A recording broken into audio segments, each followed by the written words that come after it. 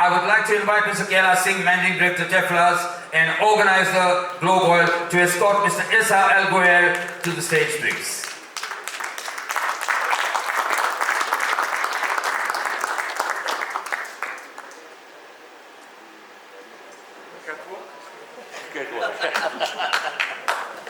Now you have the A big round of applause. Thank you. Thank you so much. Thank you so much. Thank you. Now let me invite the gentleman, Mr. Kailash Singh, Managing Director Tefla, the initiator and prime mover of this forum, who has been successful in bringing the industry community common platforms, and the events planned by him are known to be unique blend of dissemination of market intelligence, huge networking opportunities, and celebrations to deliver the welcome address. Mr. Kailash Singh, please come and join me on stage.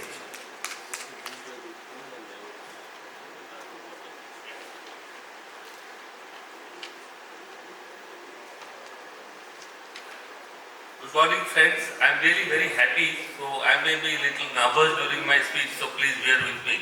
25th year is a long time that you people have been with me, so it has meant me little.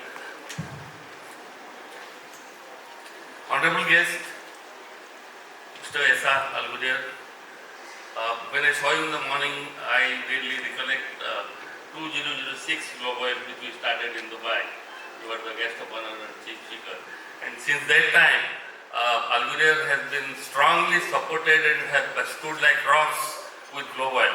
A big round of applause for that.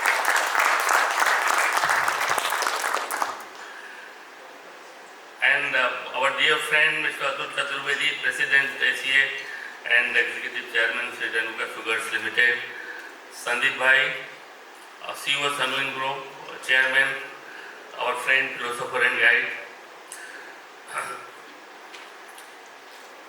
Dr. B.B. Mehta, my best.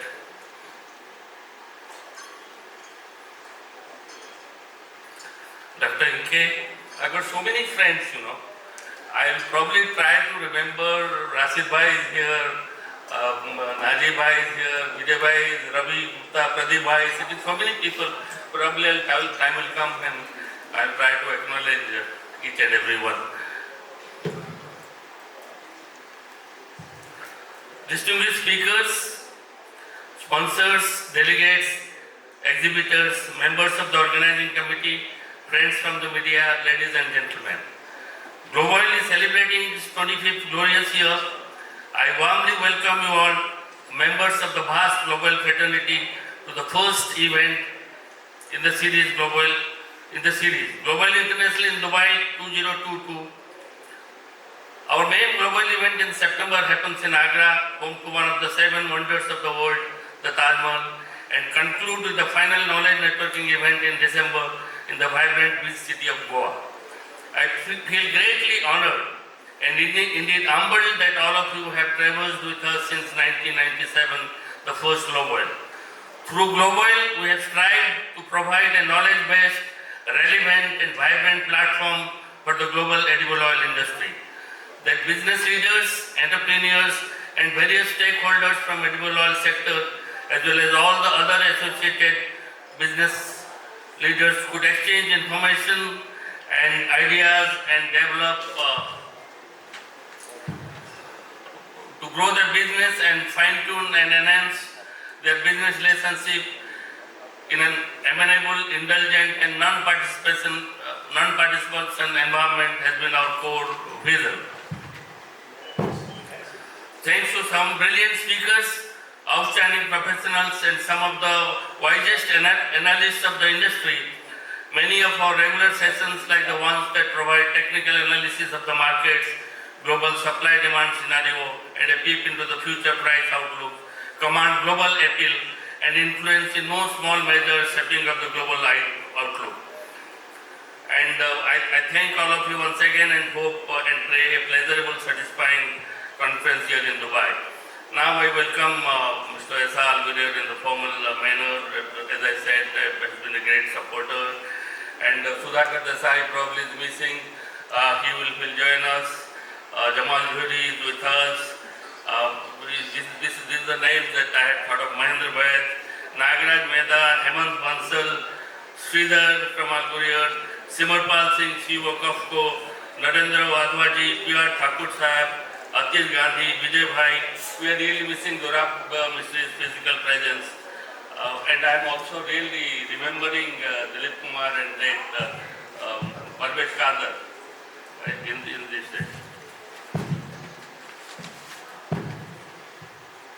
And I welcome all the sponsors, delegates once again.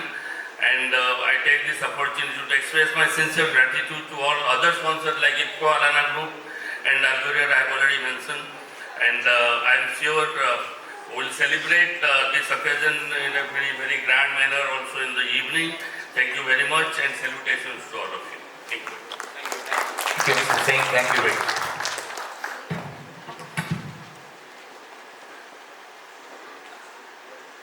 Mr. Singh's passion for Globoil over the last 25 years has been so much because I have been with him over the last 25 years, like him and many of you. A few of you have been involved with every Globoil. But his passion doesn't start on the previous night of Globoil. His passion starts the next day after Globoil is over for the next year.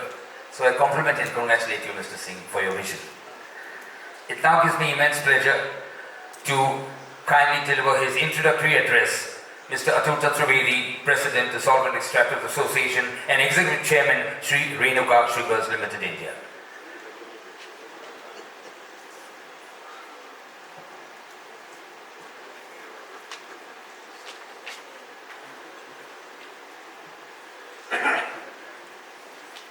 Thank you very much. Before I begin, I must congratulate the two speakers in the first business session. The one with the cowboy hat from USDA was brilliant, and so was Julian McGill. The only thing which I thought was missing a bit was, in all these bullish reports, one thing which was missing was the demand destruction at very high prices. This is what we are seeing in India, and I'm sure in other parts of the world who are not as rich as the Western world, this could also be one of the factors to bring some sanity in our runaway prices. Dear friends, it's always a pleasure to connect with friends physically as well as virtually, and not virtually, not really. We must thank the never say die spirit of Kailash Bhai, who decided to take the plunge in organizing Globoil in Dubai. The last few years have been really torrid, especially for physical event organizers with COVID-related restrictions confining everyone to home.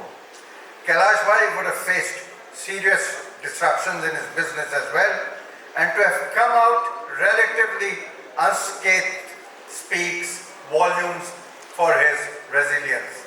A big round of applause for Kailash Bhai. Friends, we are living in really disturbing times which has the potential of not only changing our lifestyles but also massively disrupt trade flows across the world. Mankind first had to battle the coronavirus, which decimated a large population and reminded us of the oft-quoted Malthusian theory of nature's way of balancing population. Once COVID started receding, we are now faced with Russia-Ukraine standoff, which has thrown the economies of many countries totally out of gear. The fear is now whether this can snowball into a third world war. World can actually do without this nightmare, and earlier the politicians understand this, the better it would be for humanity. Sovereign defaults, and we've never heard that happening so often in the past, is now becoming something of a routine. Let's look at the crude oil woes. World's dependence on Russian crude is almost 10%, and disruption due to war has allowed punters to take energy prices northwards.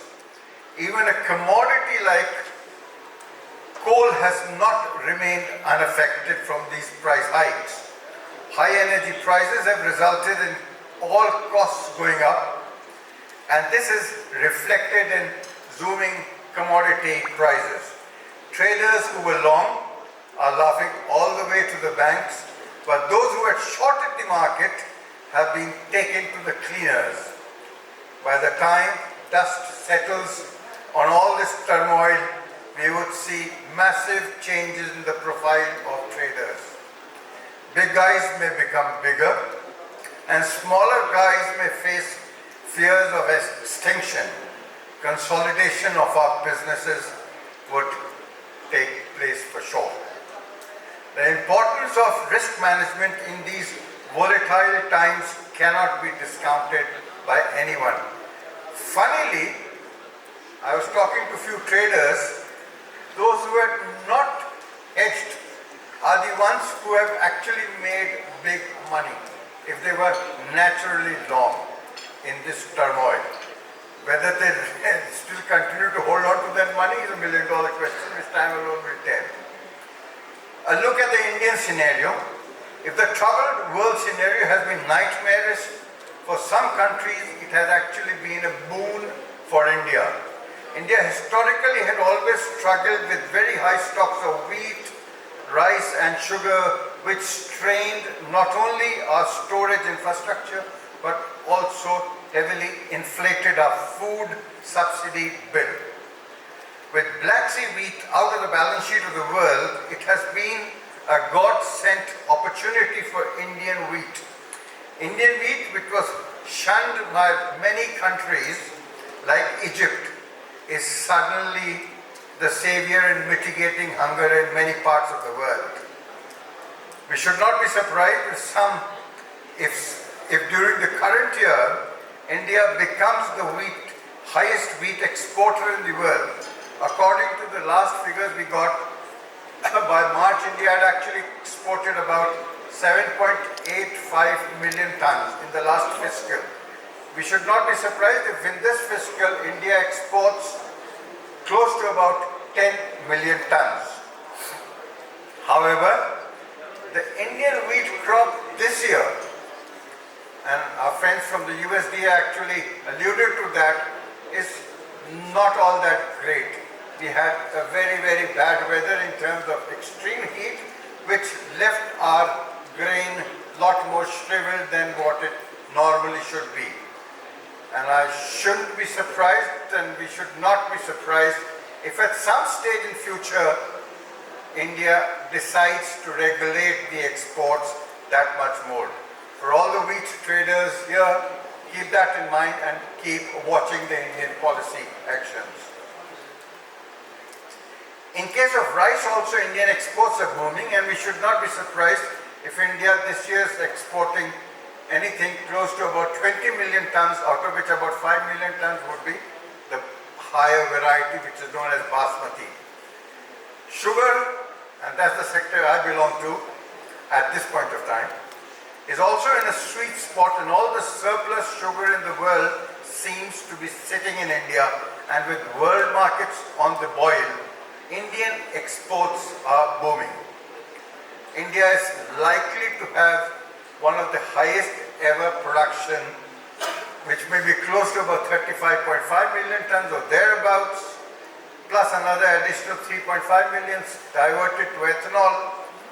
So we should be in a position to export close to about 9 million tons of sugar, or maybe a little more than that as well. With predictions of monsoon being normal, we can be sure agriculture sector in India is bound to boom. After many years, Indian economists are actually now penciling in GDP contribution of agriculture, or agriculture's contribution to Indian GDP at 20%, and this used to be hovering around 15-16%. This would put a lot of money in the hands of the rural sector, which might fuel demand. So that's an interesting scenario developing. Agri exports from India for the first time this fiscal touched the magical figure of 50 billion US. So that's a big number, and it's a reflection of India getting rid of all these accumulated surpluses of the past. Friends, we feel in all these developments, globalization might actually suffer. The experience of last few years, coupled with COVID, is bound to make countries more and more inward looking. Countries like Indonesia, which is a major palm oil exporter, is flogging biodiesel blending, which is making palm oil expensive to importing countries. Surprisingly, they are also banning exports of palm oil to check domestic edible oil prices. And the policy doesn't seem to be working at this point of time. It's ironical that they want low prices for their domestic consumers and very high prices for their actual consumers outside Indonesia. It's a funny scenario. India, which had seriously compromised its energy security by being dependent almost to the extent of about 85% of its need, is pushing ethanol blending program. This is also another example of more countries becoming much more inward looking. With edible oil prices traveling North Pole towards the North Pole, the long delayed thrust on augmenting oilseed production domestically in India may finally be given the importance it deserves. From C, or the association we belong to, we've been telling the government it's high time you push that, this edible oil seeds in the country and its production, and there's no reason. In fact, let me share with you the only saving grace in India during the current run-up in prices has been the big mustard crop. And even in southern India, it's the coconut crop which is keeping a lid on the prices. So India can ill afford to continue to ignore its own domestic oilseed sector. Friends, I am reminded of a prophetic quote from Lord Tennyson which aptly describes the current agri-business scenario. The old order changeth, yielding place to new, and God fulfills himself in many ways. Agribusiness is also going through a churning process, and rules of the game are changing big time. New equations and new supply chains are being developed, and by the time dust settles on the current turmoil, the world would have changed beyond recognition. Those who survive this period would come out with flying colors and would control the future trade flows. Friends, we will be having an interesting discussion over the next 2 days, which I am sure will help clear many cobwebs. Thank you. Thank you very much for the patience hearing. Thank you very much, Atul bhai. Wonderful sharing as usual. One of the most looked forward to presentations at Globoil. It now gives me immense pleasure to invite on stage Mr. Sandeep Bajoria, CEO Sunvin Group and Chairman Globoil Organizing Committee to address us. Sandeep bhai, thank you.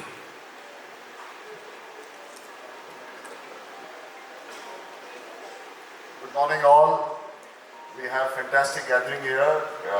People from all over the world have come in for this Global International, and never we saw so many faces coming from Global International. Because the regular Globoil in India, which is held in September, we have more than 700, 800 delegates. But in Global International, usually it has been about 150. But I am very happy to note that today over 250 people are here. And I think everybody is so happy to see each other face to face that people have been so sick to in COVID times doing online and all that kind of thing. So this physical conference at this time was a challenge, but ultimate decision we took that we must have it, and very happy to see people coming from all over the world here today. Friends, we are all part of the agribusiness, and we understand the agribusiness in last 2 years of COVID. Immediately when COVID started, everything was crashing down, including stocks, including agri, commodities, including metals, and everything was down. But then suddenly the pent-up demand came and the supply chain were hit and productions were hit, and we saw everything going up. And we have seen the agribusiness companies making record profit. ABCD are making something $5 billion profit in a year. That kind of a situation never seen before. And farmers are happy, plantations are happy, the processors, exporters, importers are happy. The only person who is in the pinching mode is consumer. So I believe this is a time, last 2 years has been very tough for the consumers all over the world. And politicians have now started realizing that our vote bank is in danger. So politicians all over the world are trying to put something like Indonesian president just banned the export of palm oil, and many countries are raising duties, taxes, and restricting the flow. And at the same time, importing countries have no choice. They are reducing duties, they are making custom duties near to 0% because they want reasonable level food to come into their own country. And on the top of that, we saw this suddenly Russia-Ukraine conflict escalated so much that we are not getting any oil out of Ukraine. Whatever supply, actually in India, I must tell you, we used to get about 200,000 tons of sun oil every month. And Mr. Djouhri, the Indian largest processor of sun oil, Germany, is also here. So he also used to import about 35 to 40,000 tons per month.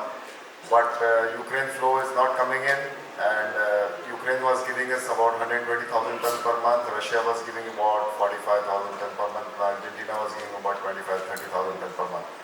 So now we have stepped up buying from Russia. The largest exporter of Russian sun oil, EFCO, Mr. Anton is here with his delegation. We welcome you, Mr. Anton, and for being with us today. And so India has stepped up buying from Russia. We are buying about 65 to 70,000 tons per month. And we have stepped up buying from Argentina, which we are buying about 35,000 tons per month. So 100,000 tons we are able to get sun oil in India and able to keep the brands running. And the core demand of sun oil is being catered. Even for palm oil, I believe the Indonesian ban probably may be lifted somewhere in May. But if you really ask me a date by myself, I'm just trying to guess a date as about 20th May. The ban should get lifted, at least for CBO, and phased manner for other products. So then some relief will be there. But major thing which we need to understand is biodiesel mandates. Because biodiesel mandates were started for various objects. One of the objects was to support the farmers, to get them a better price.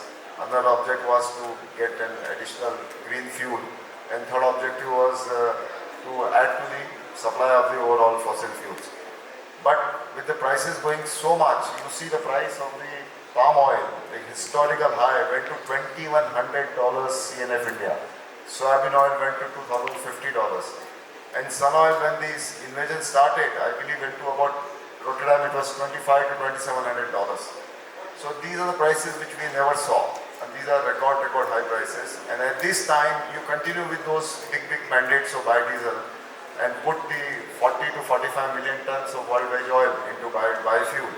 So this is a food versus fuel debate has started in a big way. Politicians are also now, I think Germany is also talking on these terms. So we have to be watchful about this. If something on this changes, or if mandates are trying to be reduced or suspended for some time, or moratorium is put by few countries, that can be a bearish scenario for veg oil. So that is a joker in the pack which we have to keep in mind, the mandates on biodiesel. And at the same time, I believe G7, G20, they are talking so many subjects, but it's time for the big political leaders of the world to come and talk about what about the food versus fuel, and why not collectively try and reduce some mandates. It may not be sounding very good to the bullish traders, Atul bhai, but as you rightly warned, that destruction of demand, we have to keep it in mind at very high prices. At the same time, we have made enough money, so it's important to keep that money safe. So and now people who did not hedge were very happy these last 2 years. But now this is the time that you have to hedge your positions, without which you might find some rocket falling on you. Thank you very much once again. Thank you very much, Sandeep. Thank you. I would now like to invite Mr. Djamal, Djouhri, Chief Executive Officer, Ghurair Resources LLC, to kindly say a few words.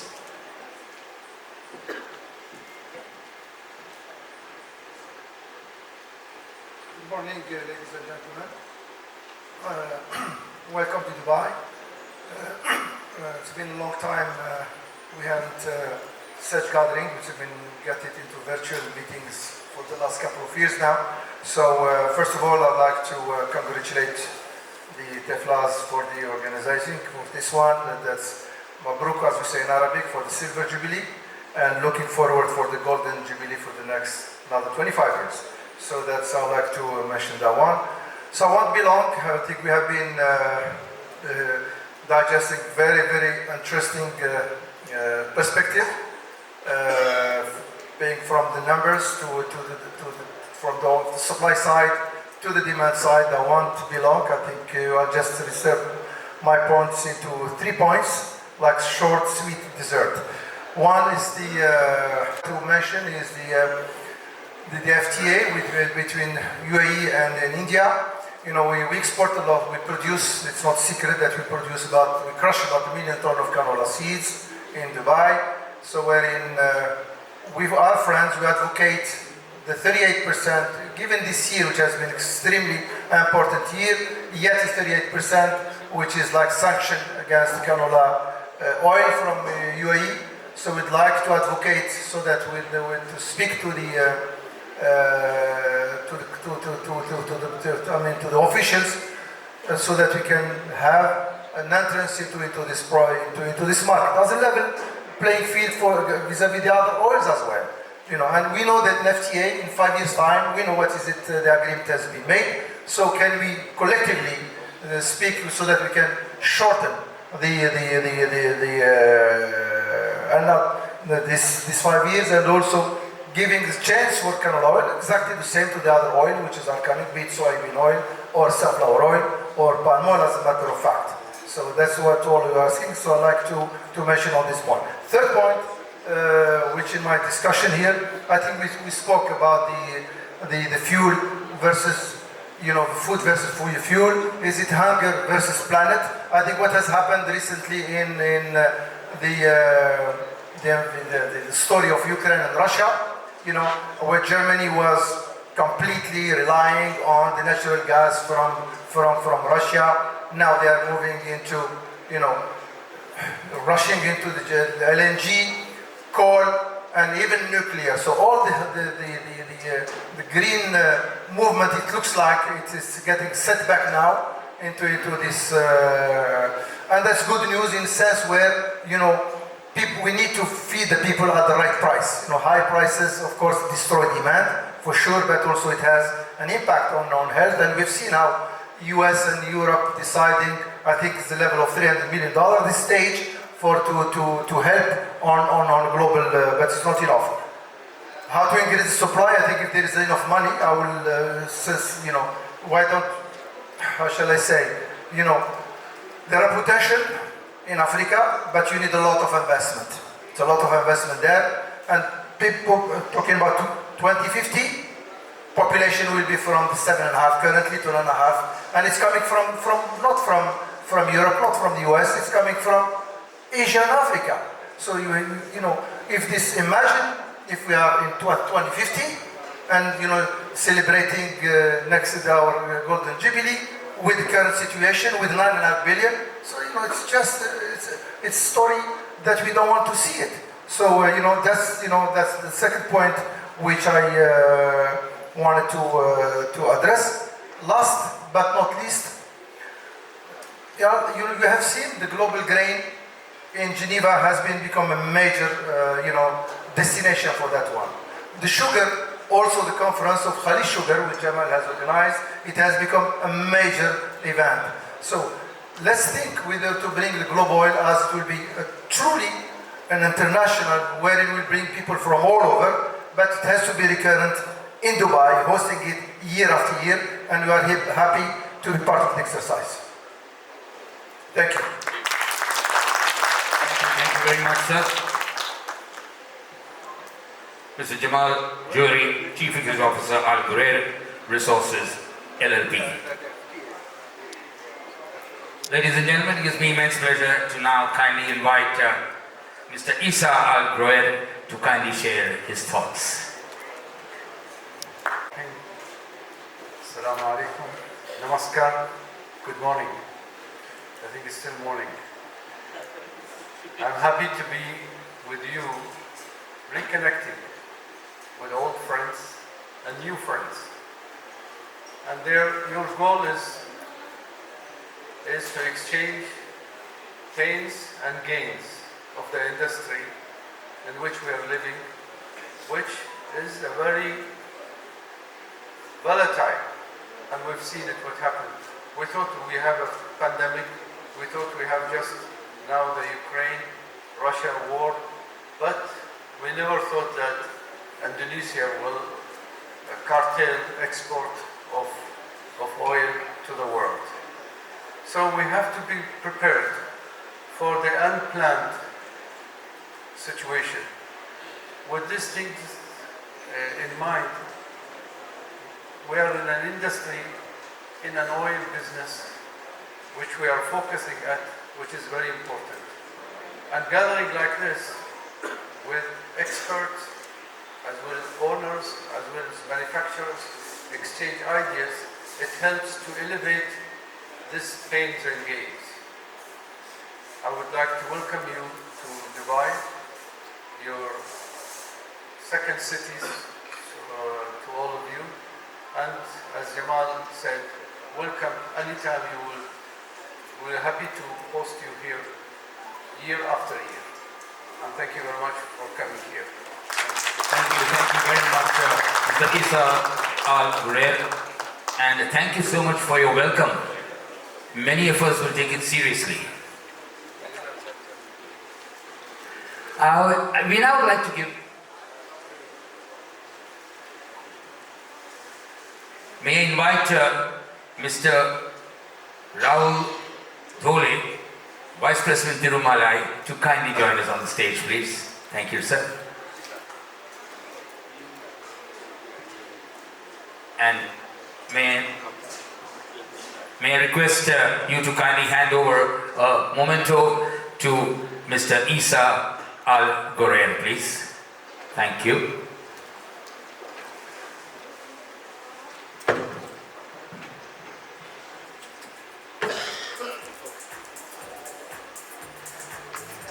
Big round of applause, ladies and gentlemen, for this wonderful welcome. This is the first physical memento this morning. And there's one more.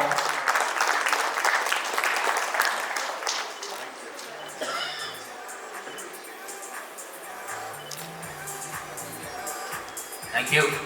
And now I would like all the dignitaries on dais to kindly give a memento to Mr. Djamal, Djouhri, Chief Executive Officer, Ghurair Resources, please. Thank you.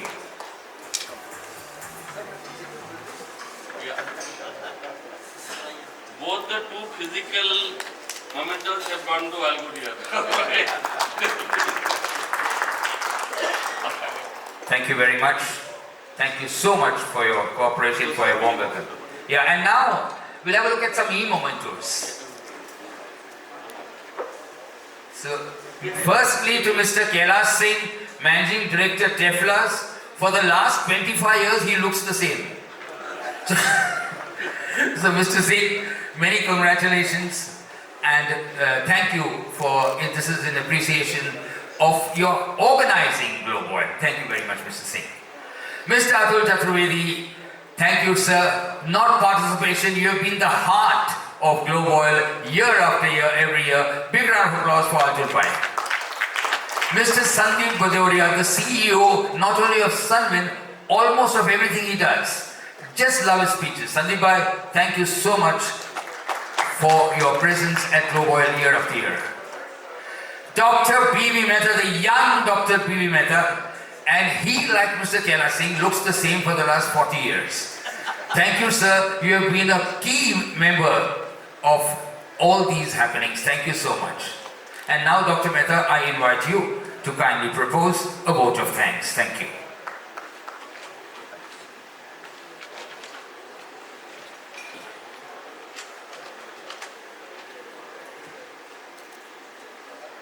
Good afternoon. I, on behalf of Global Internship 2022, I would like to thank our guest of honor, His Excellency Zulfikar Ghurair. Sorry. I'm sorry. Yeah. Mr. Djamal, Djouhri, and all other dignitaries here on the dais. Also Mrs. Tete from the Government of India, Ministry of Food and Consumer Affairs, Deputy Secretary, for accepting our invitation to be with us today. I'm sure that they would enlighten us, the delegates, with their valuable knowledge and the expertise at this prestigious international conference later in the day and tomorrow. I also extend my sincere thanks to each of the respectable guests, special invitees, and the delegates who are here from India, Pakistan, Middle East, and from across the world, and of course from UAE to attend this international conference here in Dubai. The growth of edible oil industry that the world has witnessed in the last 2 decades necessitates the sharing of ideas and indulge in the networking more than once in a year at this unique forum of global and barn agriculture commodities. We are happy to note that this event after Corona pandemic has become an instant hit, and a very large number of stakeholders from various commodities sectors, including sugar, besides oilseeds, vegetable oils and oilseeds, have shown their keen interest in participating. I also take this opportunity to thank the sponsors, exhibitors, speakers, and most importantly, the delegates for becoming an integral part of this forum. My thanks also to the representatives of the media who are covering this event. Let me tell you about today's evening. We will have the glittering Global Interest Award ceremony, entertainment program, and dinner today evening. The hallmark of the Tefla's event, I'm sure, that will leave you enchanted and asking for more.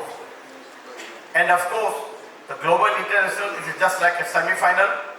You have to see the final in September, the Global India in Agra, where we will be looking forward to welcome you once again with our warm and hospitality perfected over the last 25 years.